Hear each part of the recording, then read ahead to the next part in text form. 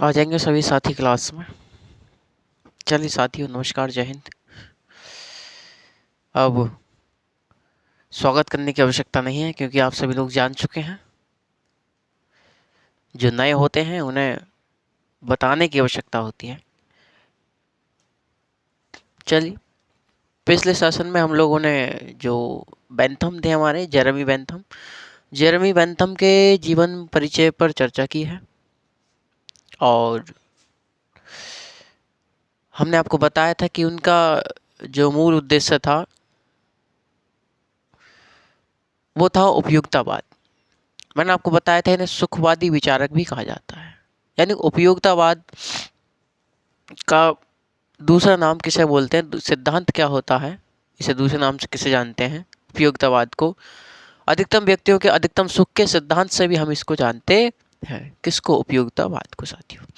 तो डाल दीजिए टॉपिक, बेंथम की उपयोगितावाद। बेंथम की उपयोगितावाद।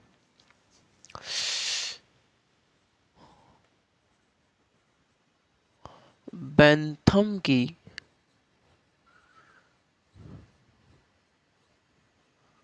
उपयोगितावाद। चलिए साथियों, तो बेंथम की उपयोगितावाद। साथ ही मैं आपको बता दूं कि बेंथम की जो उपयोगितावाद है, बेंथम के उपयोगितावाद का विचार उनके सभी विचारों में क्या है? मूल आधार है। यानी कि बेंथम का जो उपयोगितावाद है वो सभी विचारों का मूल आधार है। किसका? बेंथम के सभी विचारों का मूल आधार है साथियों। बेंथम जो थे, बेंथम ने तात्कालिक समय में जो नैतिकता प्रचलित थी, तात्कालिक समय में क्या प्रचलित थी, जो नैतिकता के विचार प्रचलित था, उसका खंडन किया साथियों। उसका क्या किया? उसका खंडन किया और उपयोगितावाद को मानवीय और नैतिकता का स्वरूप प्रदान किया।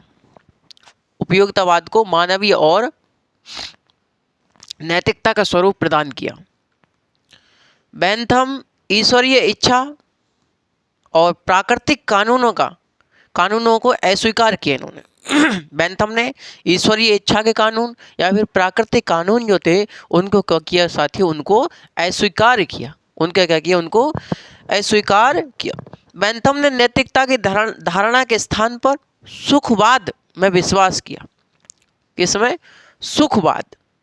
अधिकतम व्यक्तियों के अधिकतम सुख का सिद्धांत जिसे हम कहते हैं। जब तो मैंने आपको कहा कि बेंथम को इनके सुखवादी विचारक भी कहा जाता है।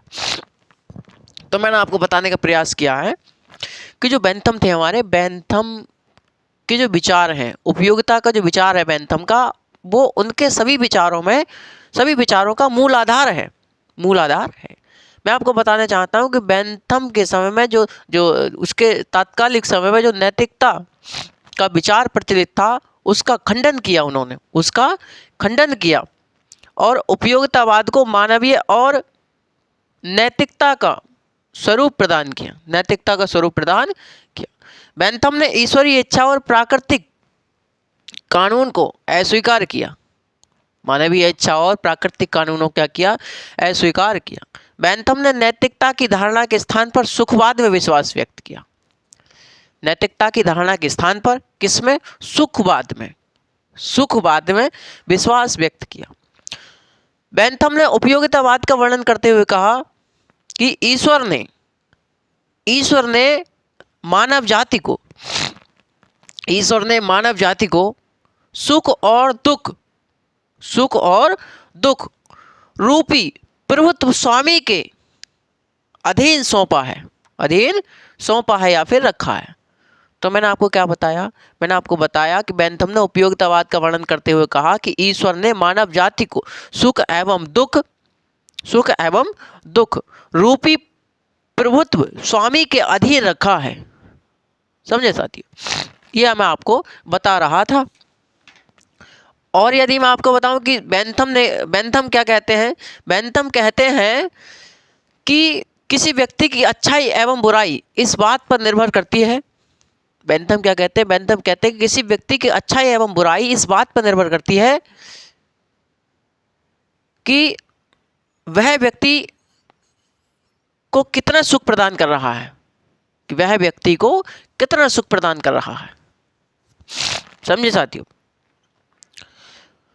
चलिए इतना लिखना स्टार्ट कीजिए, फिर ज़्यादा बड़ा खिंच जाएगा, फिर दिक्कत होगी आपको। चलो लिखने स्टार्ट कीजिए। बेंथम की उपयोगितावाद का विचार लिखिए साथियों। बेंथम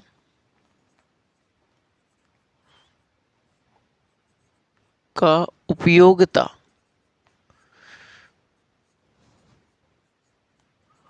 उपयोगितावाद का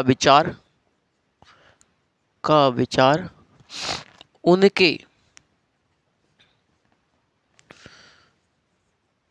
सभी विचार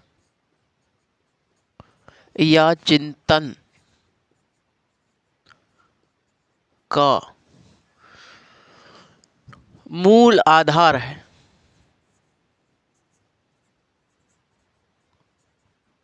मूल आधार है। बेंथम का जो उपयोगितावाद का विचार है, उनके सभी विचार में क्या है? विचार एवं चिंतन में ये मूल आधार है। मूल आधार है। बेंथम ने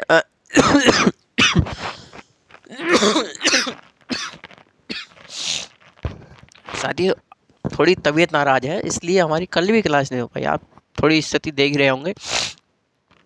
चलिए, बेंथम ने तात्कालिक समय में प्रचलित, लिखिए बेंथम ने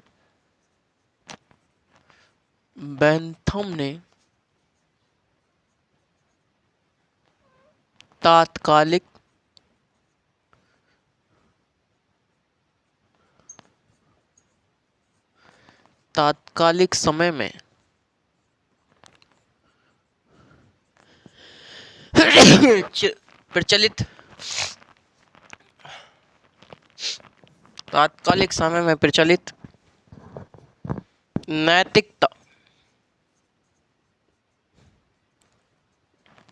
के विचार का खंडन किया। नैतिकता के विचार क्या किया? खंडन किया। बेंथम ने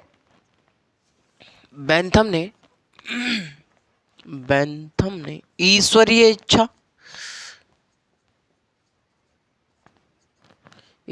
इच्छा और प्राकृतिक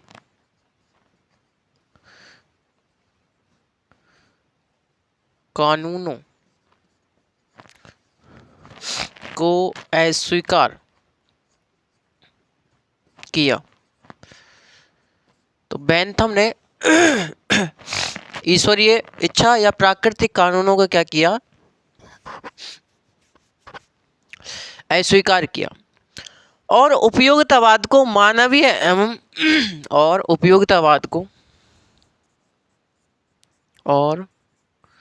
उपयोगितावाद को मानवीय एवं नैतिक रूप प्रदान किया। नैतिक रूप प्रदान किया।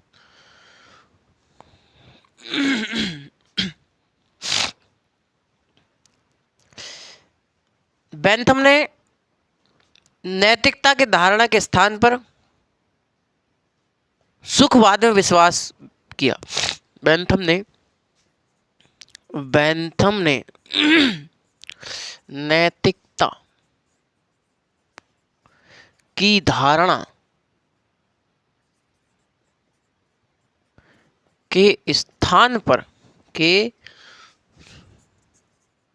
के स्थान पर सुखवाद में विश्वास किया। तो बेंथम ने नैतिकता की धारणा के स्थान पर सुखवाद में विश्वास किया। बेंथम उपयोगितावाद का वर्णन करते हुए कहते हैं कि ईश्वर ने मानव जाति को, चलिए लिखिए, बेंथम उपयोगितावाद।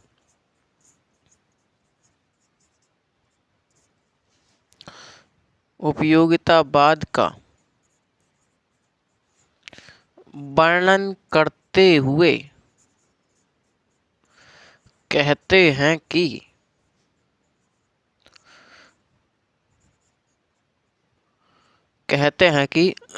ईश्वर ने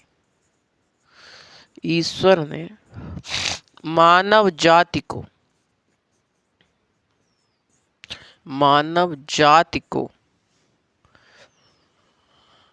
सुख एवं दुख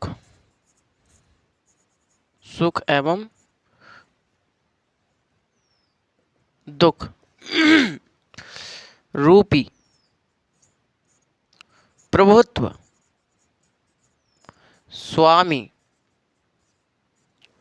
स्वामी के अधीन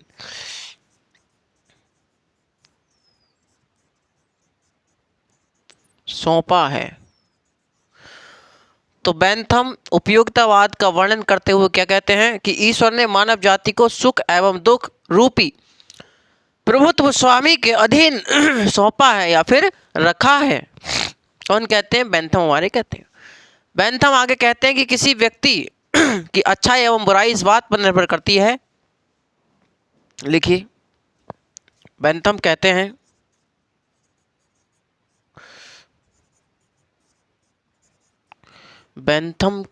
कि किसी व्यक्ति की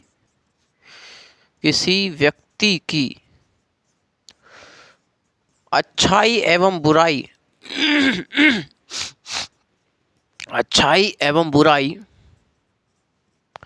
इस बात पर निर्भर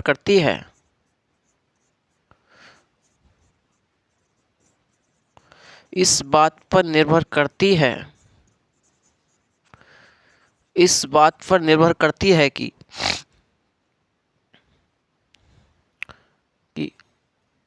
उसने व्यक्ति को कितना सुख प्रदान किया।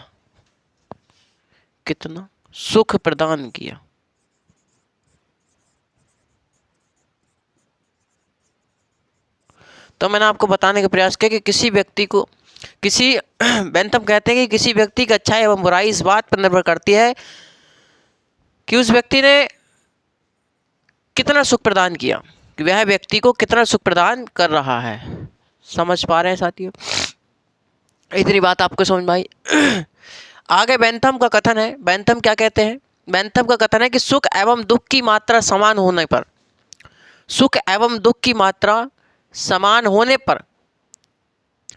पुष्पिन का खेल उतना ही अच्छा है जितना कि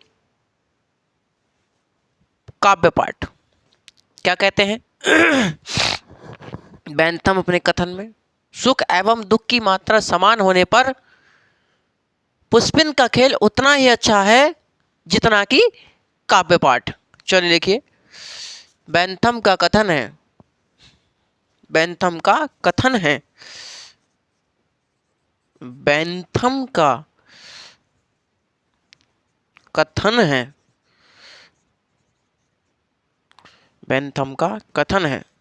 कि सुख एवं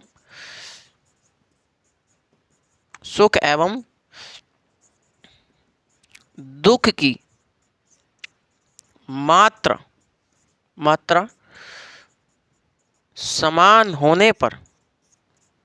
समान होने पर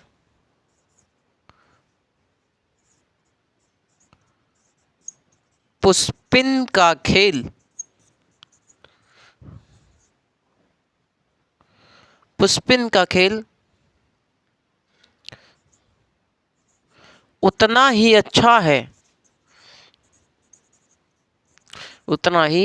ही अच्छा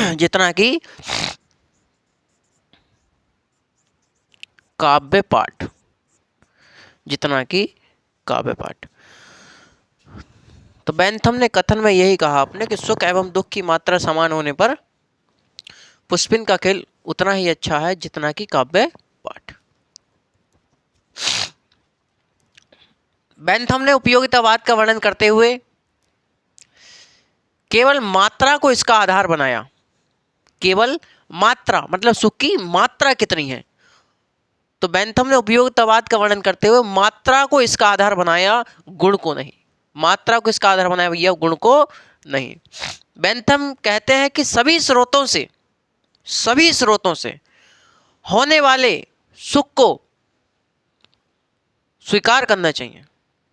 यानी कि बेंथम कहते हैं कि सभी स्रोतों से प्राप्त होने वाले सुख को क्या करना चाहिए, स्वीकार करना चाहिए। वे स्रोत चाहे भौतिक हो, चाहे राजनीतिक हो, चाहे सामाजिक हो, चाहे वो स्रोत हमारा आर्थिक हो, तो सभी स्रोतों से जहां जहां से हमें सुख प्राप्त हो रहा है उसको हमें स्वीकार कर लेना चाहिए। क्योंकि साथियों बेंथम जो थे, बेंथम व्यक्ति को सुखी देखना चाहते थे एक प्रकार से। जब तो उन्होंने कहा कि अधिकतम व्यक्तियों का अधिकतम सुख का सिद्धांत, जितने अधिकतम व्यक्ति हैं उतने अधिक क्या होंगे, खुश रहेंगे, सुखी होंगे वो। इसे ही हम उपयोगितावाद के नाम से भी जानते हैं। चलिए साथियों लिखिए, बेंथम ने उपयोगितावाद का वर्णन करते हुए, जरा 1 मिनट में रफ कर लूं।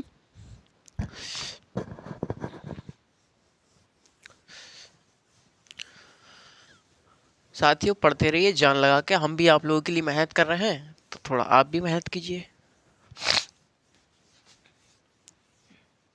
जब तक हम इस प्लेटफॉर्म पर हैं तब तक आप फ्री में पढ़िए हमसे, कोई दिक्कत वाली बात नहीं है। लेकिन जिस दिन हम बड़े प्लेटफॉर्म पर पहुंच गए उस दिन हो सकता है कि आपको फीस दे करके पढ़ना हो।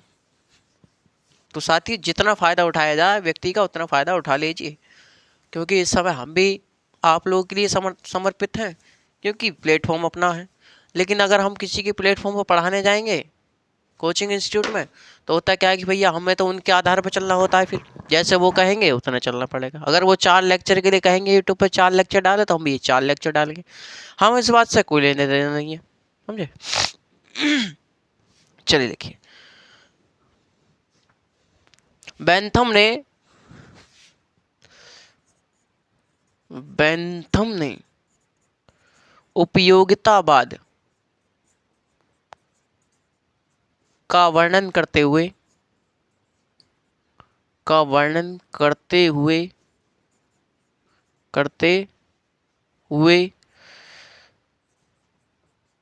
मात्रा को इसका आधार माना,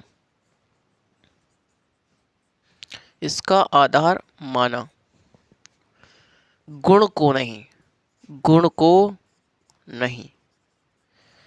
तो इसका आधार किसको माना, उपयोगितावाद का मात्रा को माना, कितनी मात्रा में सुख प्रदान किया जा रहा है, गुण को नहीं।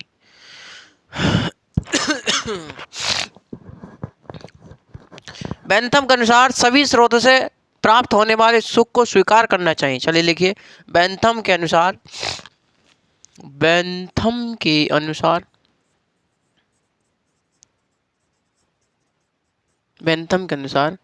सभी स्रोतों से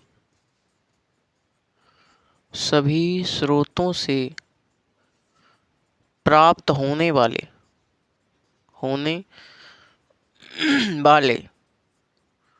सुख को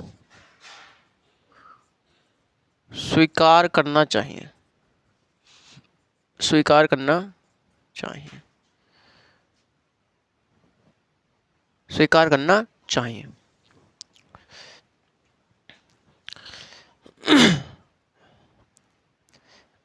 वे स्रोत सामाजिक, आर्थिक, राजनीतिक,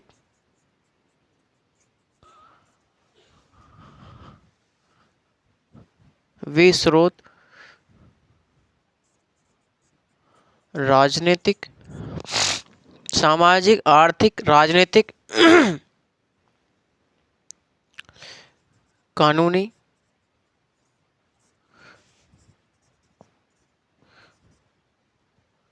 कुछ भी हो।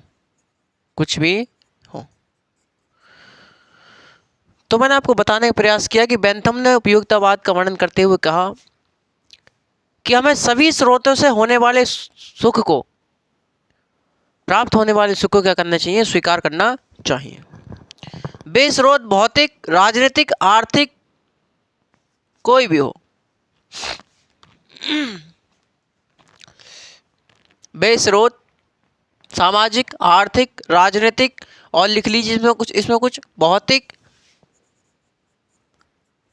भौतिक, धार्मिक, भौतिक, धार्मिक कोई भी हो सकता है, कोई भी हो, कोई भी हो। समझे साथियों? तो किसी भी स्रोत से आपको सुख प्राप्त होता है तो उसको आपको स्वीकार करना चाहिए। बेंथम ने सुख दुख के 5 स्रोत बताए साथियों। बेंथम ने सुख दुख के कितने स्रोत बताए? तो 5 स्रोत बताए। लिखिए, बेंथम ने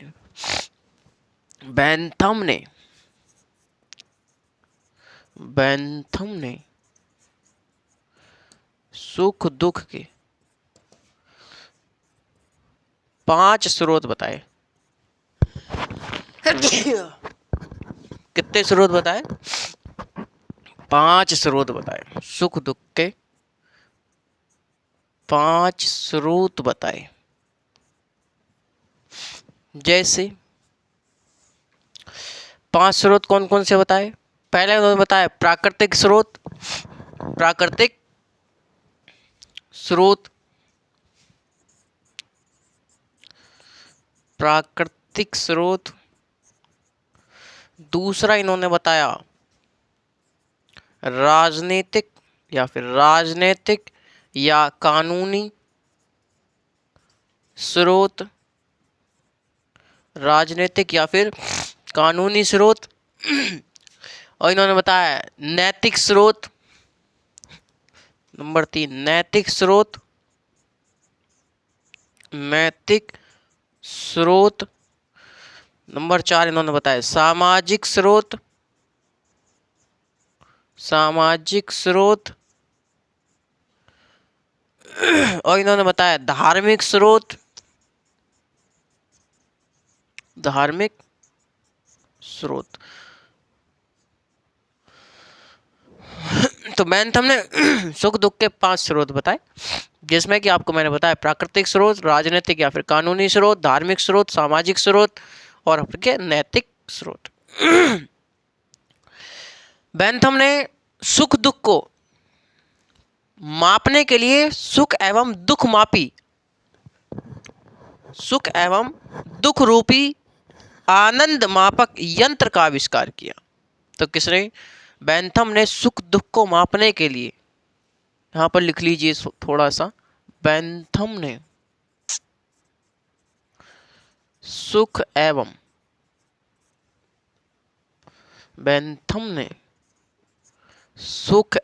दुख को मापने के लिए, सुख एवं दुख रूपी आनंद मापी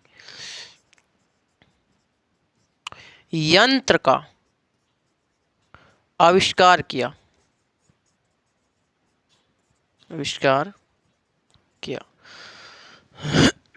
तो बेंथम ने सुख एवं दुख को मापने के लिए सुख एवं दुख रूपी आनंद मापक यंत्र का क्या किया? आविष्कार किया साथियों।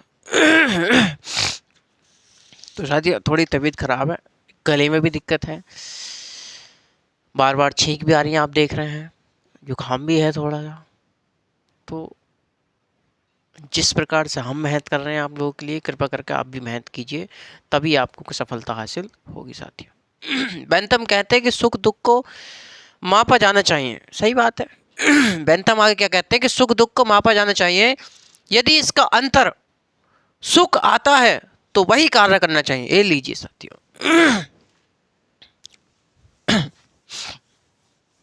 बेंथम आगे क्या कहते हैं? बेंथम कहते हैं कि सुख एवं दुख को मापा जाना चाहिए, और यदि इसका अंतर सुख आता है तो व्यक्ति को वही कार्य करना चाहिए।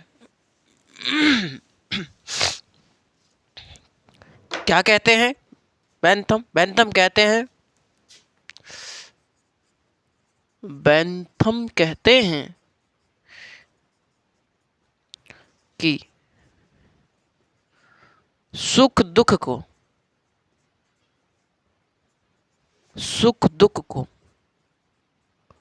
मापा जाना चाहिए। सुख दुख को मापा जाना चाहिए। यदि इसका अंतर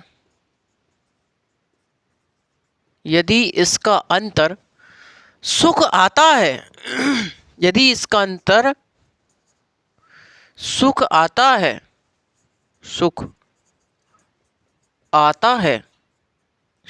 है तो व्यक्ति को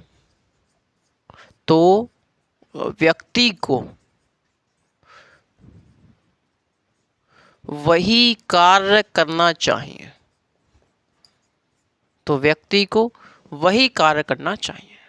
बेंथम सही कहते हैं कि सुख दुख को मापा जाना चाहिए, और यदि इसका अंतर क्या आता है, सुख आता है, तो व्यक्ति को वही कार्य करना चाहिए।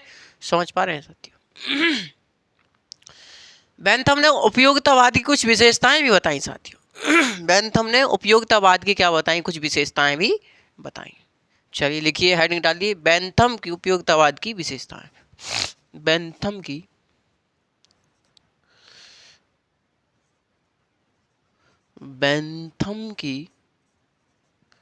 उपयोगितावाद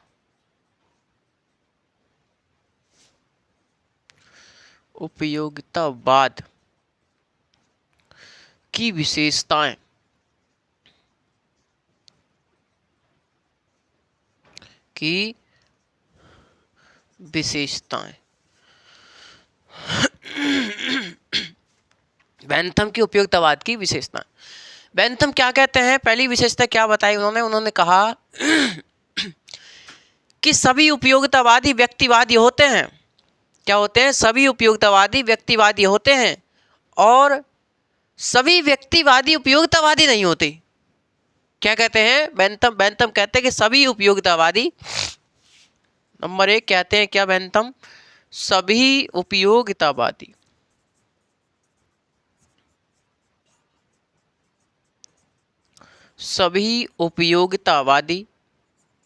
व्यक्तिवादी होते हैं।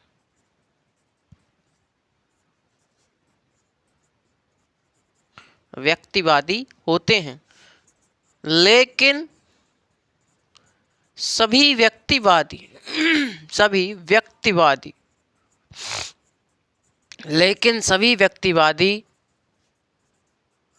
उपयोगितावादी नहीं होते।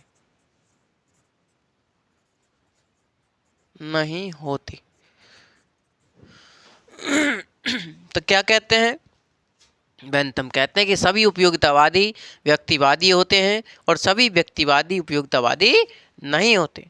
बेंथम आगे कहते हैं दूसरी विशेषता में, उपयोगितावादी व्यक्तिवादियों की भांति व्यक्ति को साध्य तथा राज्य को साधन मानते हैं। उपयोगितावादी जो होते हैं वो व्यक्तिवादियों की तरह राज्य को साधन तथा व्यक्ति को साध्य मानते हैं। चलिए लिखिए साथी, उपयोगितावादी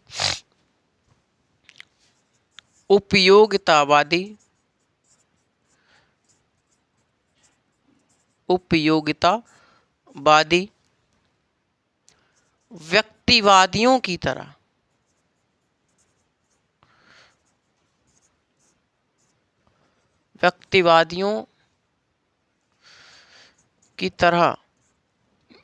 या फिर व्यक्तिवादियों की भांति शब्द अच्छा है, व्यक्तिवादियों की भांति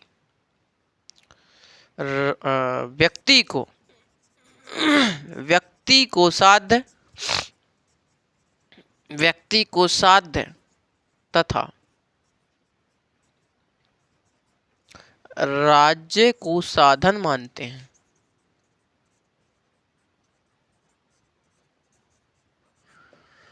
तथा राज्य को क्या मानते हैं? साधन मानते हैं।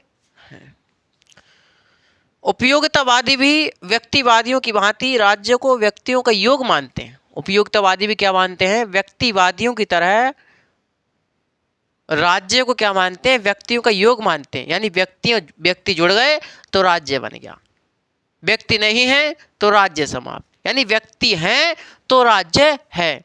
उपयोगितावादी भी यही मानते हैं और व्यक्तिवादी भी आपके यही मानते हैं साथियों, है ना। लिखिए उपयोगितावादी उपयोगितावादी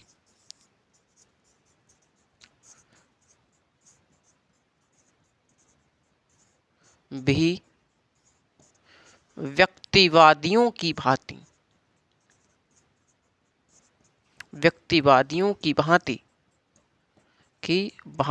राज्य को व्यक्तियों का योग मानते हैं व्यक्तियों का योग मानते हैं। तो व्यक्तियों का योग मानते हैं कौन, उपयोगितावादी भी व्यक्तिवादियों की तरह राज्य को व्यक्तियों का योग मानते कि राज्य किससे मिलकर के बना है, तो राज्य व्यक्तियों से मिलकर के बना है साथियों। ये बात आपको समझ में आ रही होगी। उपयोगितावादी जो होते हैं यह अधिकतम व्यक्तियों के अधिकतम सुख के सिद्धांत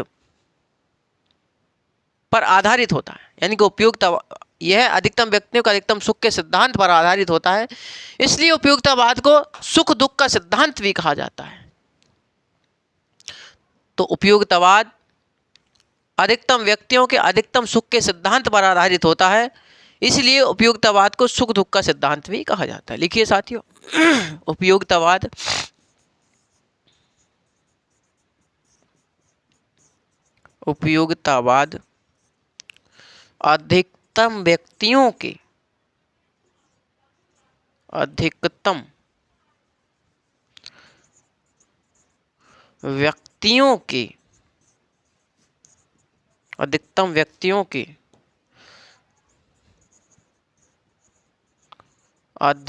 अधिकतम व्यक्तियों के अधिकतम सुख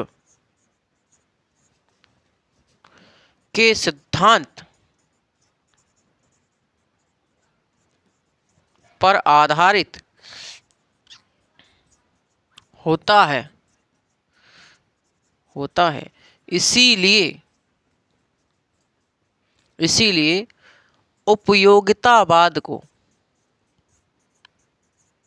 इसीलिए उपयोगितावाद को सुख दुख का सिद्धांत कहते हैं। सुख दुख का सिद्धांत भी कहा जाता है।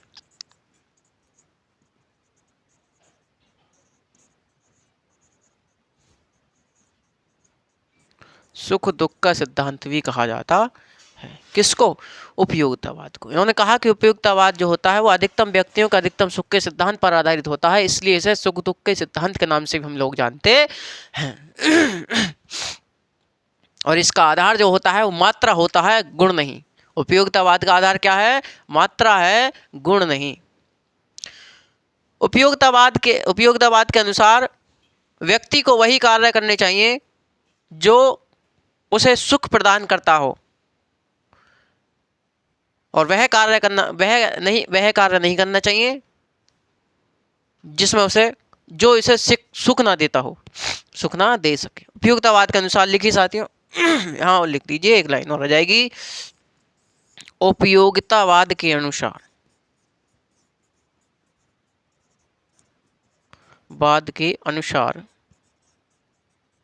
व्यक्ति को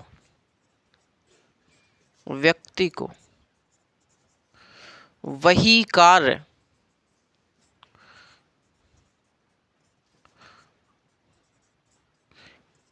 करना चाहिए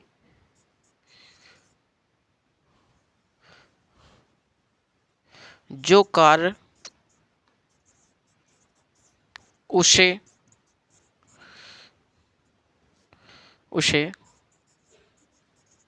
सुख की प्राप्ति कराता हो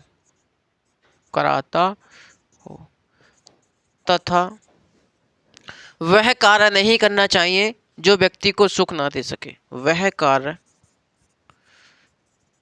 नहीं करना चाहिए, नहीं करना चाहिए जो व्यक्ति को सुख ना दे सके। तो साथियों, उपयोगितावाद मैंने आपसे बताया है कि उपयोगितावाद का सीधा सीधा फंडा है कि अधिकतम व्यक्तियों का अधिकतम सुख का सिद्धांत इसे कहा जाता है। इसे सुख दुख का सिद्धांत भी इसको कहा जाता है। उपयोगितावाद में ही कहा गया है बेंथम द्वारा कि व्यक्ति को वही कार्य करना चाहिए जिस कार्य को करने से उसे आनंद की प्राप्ति होती हो या फिर सुख की प्राप्ति होती है, तथा व्यक्ति को वह कार्य नहीं करना चाहिए जो कार्य उसे सुख की प्राप्ति ना करा सके या फिर आनंद की प्राप्ति ना करा सके। साथियों, ये बात आपको समझ में आई? आ गई ये बात समझ में आपको?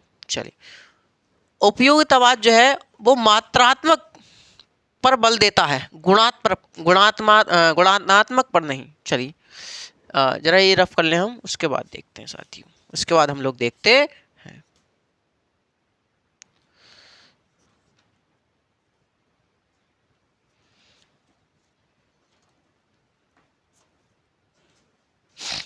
जरा इसे रफ कर लें।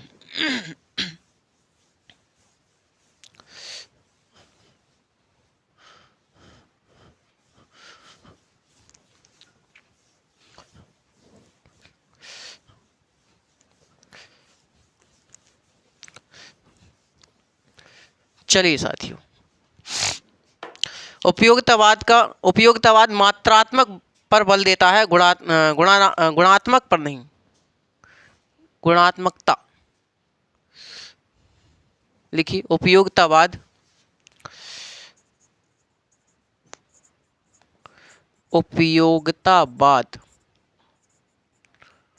मात्रात्मकता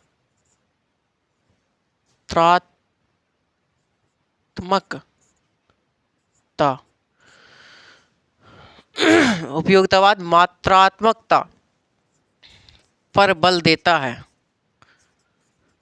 पर बल देता है,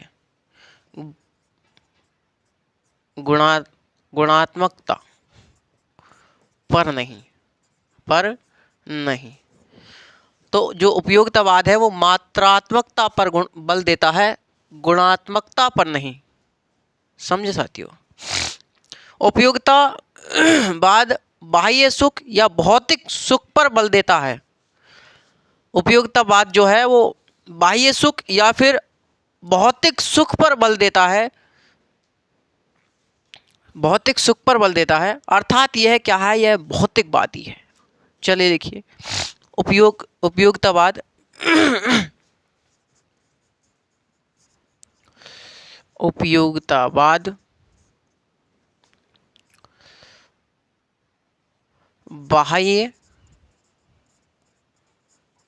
सुख या भौतिक सुख पर बल देता है, पर बल देता है। अर्थात यह भौतिकवादी है। क्या है? ये भौतिकवादी है। ये बात आपको समझ में आई? ये बातें आपको समझ में आई साथियों? इतनी बातें जो मैंने आपको बताई हैं आई या नहीं आई, एक बार जरा कमेंट करके बताइएगा साथियों। एक बार जरा आप कमेंट करके मुझे बताते रहिएगा साथियों। चलिए, मैं आपको 2-3 मिनट में फटाफट रिवीजन कराऊं। मैंने आपको क्या बताया आज? मैंने साथियों आपको बताया बेंथम का उपयोगितावाद पर विचार। मैंने आपको बताया कि बेंथम का जो उपयोगितावाद पर विचार है वो उनके जितने भी विचार हैं, जितने भी चिंतन हैं, उन सब का मूल आधार है। कुल मिला कहा जाए तो केंद्र बिंदु है। यानी उपयोगितावाद का जो विचार है वो बेंथम का मूल आधार है। सभी विचारों में सबसे ज़्यादा जो विचार प्रस्तुत करे वो उपयोगितावाद पर ही इन्होंने रखे। बेंथम ने तात्कालिक समय में प्रचलित नैतिकता का खंडन किया, नैतिकता के जो विचार थे उनका खंडन किया और उपयोगितावाद को मानवीय एवं नैतिकता का स्वरूप प्रदान किया। बेंथम ने ईश्वरीय इच्छा और प्राकृतिक इच्छा यानी कि ईश्वरीय इच्छा और प्राकृतिक कानून को अस्वीकार किया और बेंथम ने नैतिकता की धारणा के स्थान पर सुखवाद का विचार में विश्वास व्यक्त किया। सुखवाद के विचार में विश्वास व्यक्त किया।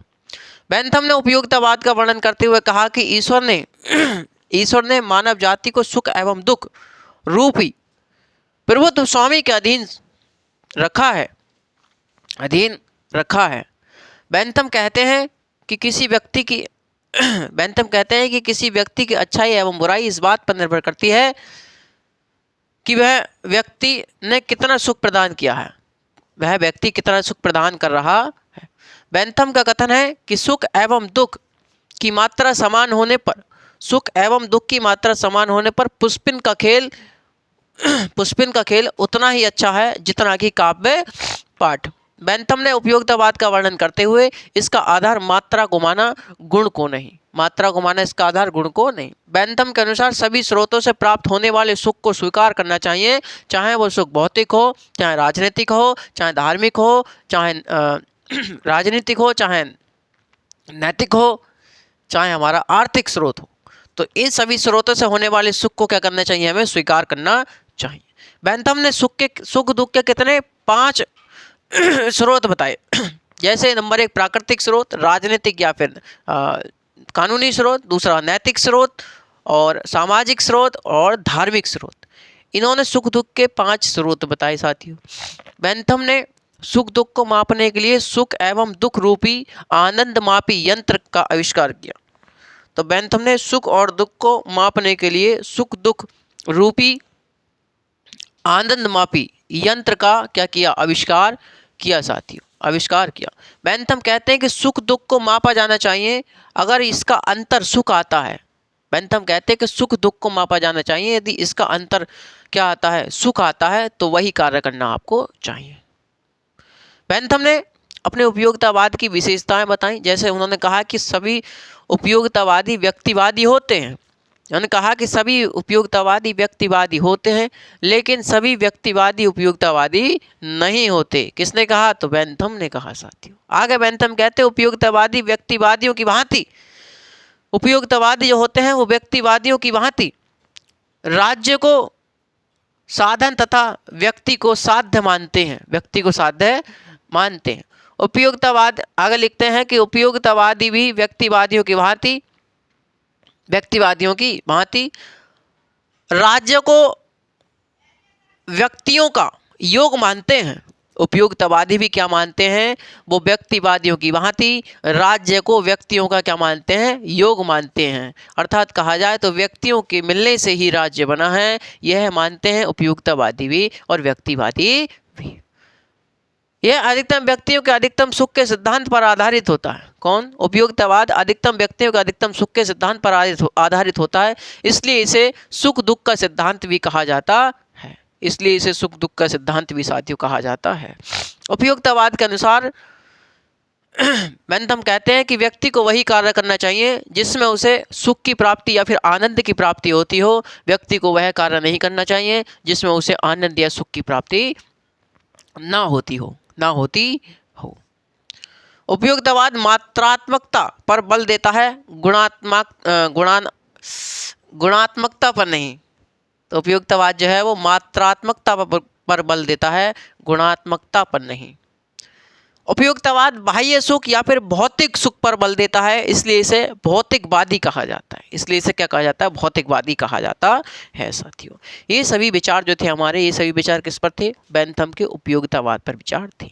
चलिए साथियों, आज के लिए मैं आपसे यही विदा चाहता हूँ। आपने एक एक शब्द लिखा होगा, आप अच्छे से तैयारी करें, एक बार इसे रिवीजन करें, पढ़ें अच्छी तरीक़ा से। चलिए आज के लिए मैं यही विदा चाह रहा हूँ आपसे। धन्यवाद, नमस्कार, जय हिंद।